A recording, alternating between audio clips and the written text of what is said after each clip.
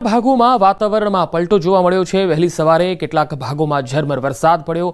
ખાસ કરીને દક્ષિણ ગુજરાતના વલસાડ જિલ્લામાં વાતાવરણમાં પલટો દેખાઈ રહ્યો છે અને વરસાદી માહોલ છવાયો છે। જિલ્લામાં વાદળછાયું વાતાવરણ અને વલસાડ, વાપી, ધરમપુર, કપરાડા વિસ્તારોમાં વરસાદ શરૂ થયો છે, જેના કારણે નીચાણવાળા કેટલાક વિસ્તારોમાં પાણી ભરાવાની શરૂઆત થઈ છે। છીપવાડ, હનુમાનજી મંદિર, એમજી રોડ સહિતના જે વિસ્તારો છે ત્યાં પાણી ભરાયા છે। ભારે વરસાદને પગલે છીપવાડ, ગરનાળામાં પાણી ભરાઈ ગયા। વધુ માહિતી મેળવીએ ફોનલાઈન પર સંવાદદાતા ભરત સિવાઠેર જોડાયા છે વલસાડથી। ભરત, વલસાડના કયા કયા ભાગોમાં પાણી ભરાયા છે? બિલકુલ પંકજ, આજે વહેલી સવારથી જિલ્લામાં વરસાદી માહોલ છવાયો છે। જિલ્લાના તમામ તાલુકાઓમાં સાર્વત્રિક વરસાદ નોંધાયો છે। જોકે સૌથી વધુ વરસાદ વલસાડ શહેરમાં નોંધાયો છે। વલસાડમાં વહેલી સવારે વરસેલા 1.5 ઇંચ વરસાદને કારણે શહેરના અનેક વિસ્તારોમાં રસ્તાઓ પાણી થઈ ગયા હતા। જોકે ભારે વરસાદ વખતે દર વર્ષે છે અસરગ્રસ્ત એવા વલસાડના મોગરાવાડી રેલવે ગરનાળામાં પાણી ભરાયું હતું।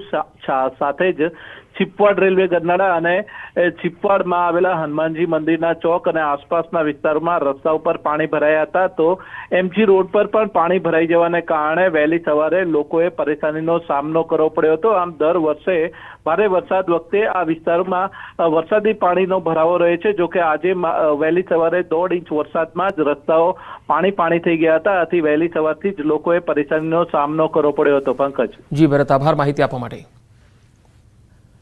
ભાજપના ધારાસભ્યનો પોલીસ પર ગંભીર આરોપ। જુગાર મુદ્દે પોલીસ પર લગાવ્યા ગંભીર આરોપ। માણાવદરના ધારાસભ્યએ ગંભીર આરોપ લગાવ્યા। માણાવદર અને બાંટવામાં ખુલ્લેઆમ જુગારધામ ચાલે છે એવું લાડાણીએ જણાવ્યું। પોલીસ 70,000 સેક્શન લેતી હોવાનો આરોપ પણ લગાવ્યો। હરતા ફરતા જુગારધામ મામલે હપ્તા ઉઘરાવવાનો આરોપ છે। એક દિવસના 70,000થી વધુના સેક્શનનો આરોપ। નાના લોકો પર કેસ કરીને કાર્યવાહીનો દોર થયાનો દાવો કર્યો। ધારાસભ્ય બાંટવા પોલીસ સ્ટેશનમાં બેસી ગયા છે અને હાલ માગણી કરી રહ્યા છે કે આ જુગારધામને બંધ કરાવો। આ નહીં ચાલે। ભાજપના ધારાસભ્યને અહીંયા બેસવું પડે છે પોલીસ સ્ટેશનની બહાર। આ સ્થિતિ છે ડબલ એન્જિનની સરકારમાં। જુગારધામ મુદ્દે ધારાસભ્યનો આ મોટો આરોપ છે।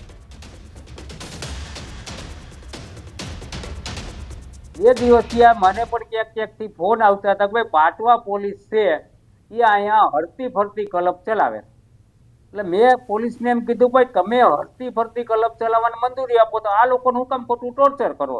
ત્યાં તમે જુગાર રમતા જ પકડો, એમાં મને 1% ક્યાંય વાંધો નથી, પણ ખોટી રીતે તમે હેરાન કરો છો એની સામે મારો વાંધો છે। આવું આજ જે વાત હતી એમાં એસપી સાહેબ પાસે વાત પહોંચતા એસપી સાહેબનો મને ફોન આવ્યો અને એસપી સાહેબે કીધું કે આપણે રૂબરૂ મળી આનો સુખદ ઉકેલ લઈ આવશું, જે કાંઈ પગલાં ભરવાના થાય એની હું તમને ખાતરી આપું છું। આવું મને એસપી સાહેબે કીધું।